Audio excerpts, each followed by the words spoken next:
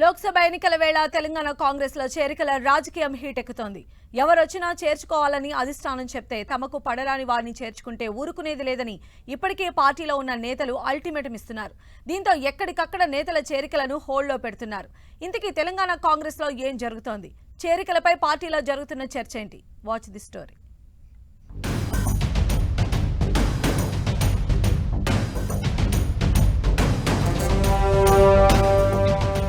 చేరికలు కాంగ్రెస్ పార్టీలో చిచ్చురేపుతున్నాయి. ఇప్పటికే కొత్త పాత నేతల మధ్య సయోధ్య కుదర్చలేక ఇబ్బంది పడుతున్న ముఖ్య నేతలకు ఇప్పుడు కొత్త తలనొప్పులు వచ్చి పడుతున్నాయి. ఇతర పార్టీల నుంచి ఎవరైనా వస్తామంటే చేర్చుకోవద్దంటూ ఇప్పటికే పార్టీలో ఉన్న నేతలు అడ్డుపడుతున్నారు. తమకు ఇష్టం లేకుండా ఎవరినైనా చేర్చుకుంటే లోక్సభ ఎన్నికల్లో సహకరించేది లేదని చేతులెత్తేస్తున్నారు.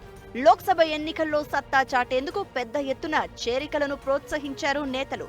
అసెంబ్లీ ఎన్నికల ముందు పార్టీ వీడిన వారితో పాటు ఇతర పార్టీల నుంచి వచ్చేవారిని చేర్చుకోవాలని నిర్ణయించింది కాంగ్రెస్.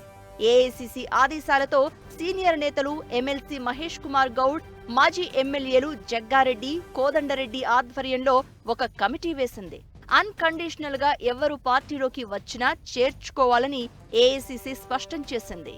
ఏఐసీసీ ఆదేశాలతో చేరికల కమిటీ దూకుడు పెంచింది. గాంధీ భవన్ కు ఎవరు వచ్చినా కండువ కప్పి పార్టీలోకి ఆహ్వానించింది.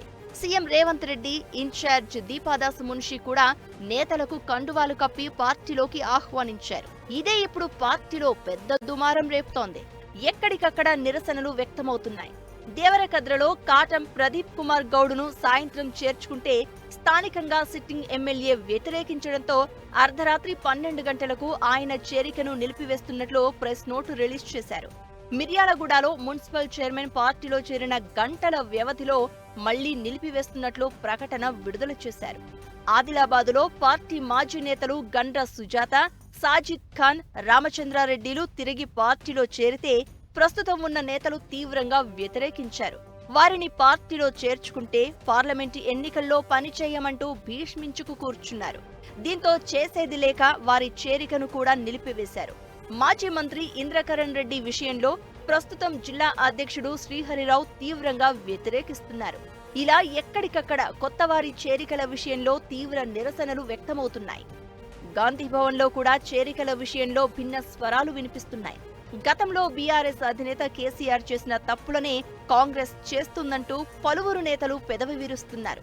ఇప్పుడు వస్తామంటున్న నేతలెవరూ లేకపోయినా అసెంబ్లీ ఎన్నికల్లో విజయం సాధించినప్పుడు చేరికలు ఎందుకు అంటూ మండిపడుతున్నారు. ప్రజల ఆదరణ కోల్పోయిన నేతలు పార్టీలోకి వచ్చినా ఉపయోగం ఉండదంటూ చర్చించుకుంటున్నారు కాంగ్రెస్ నేతలు. చేరికల విషయంలో కాంగ్రెస్ పార్టీ పరిస్థితి ముందుకు పోతే నుయ్యి, వెనకకు పోతే గొయ్యి అన్నట్లు తయారైంది. కొత్త నేతలను పార్టీలో చేర్చుకుంటే ఉన్న నేతలు సైలెంట్ అవుతున్నారు. బీఆర్ఎస్ ను వీడుతున్న నేతలను చేర్చుకోకపోతే వాళ్లు బీజేపీలోకి వెళ్తున్నారు. ఈ నేపథ్యంలో ఏం చేయాలో తెలియక నేతలు తలలు పట్టుకుంటున్నారు.